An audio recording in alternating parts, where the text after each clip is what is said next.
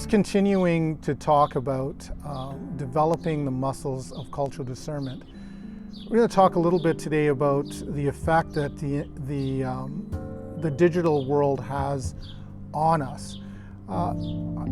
Today I was earlier just talking to a few young adults, mostly people who were in Gen Zs, and we were talking about one girl who is doing TikTok, and she has 63,000 followers on TikTok, and I had this great education about what that was, and then we were talking about another app called Vine, and then there's YouTube, and there's all of these different kind of apps, Instagram, and all of these different apps that people are going to look for information. And lately, there's some kind of disturbing trends that are going on, that people are going to these kind of apps to ask some of the deeper questions of life. Questions like, how should I ask someone out on a date? Or, is there a God? Or, I'm feeling depressed, how can I get over it? And even more disturbing, there are people who go to these kind of online chats to just talk about how they're feeling suicidal, or and oftentimes these are just places where people are getting these kind of information for their lives.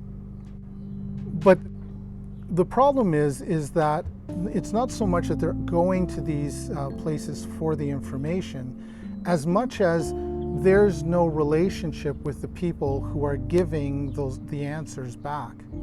This is kind of why we did the pillar just before this, pillar number 3, which was forging meaningful relationships, is because people are more apt to go to the internet for an answer, or to the phone for an answer, than they are to go to a real person for advice.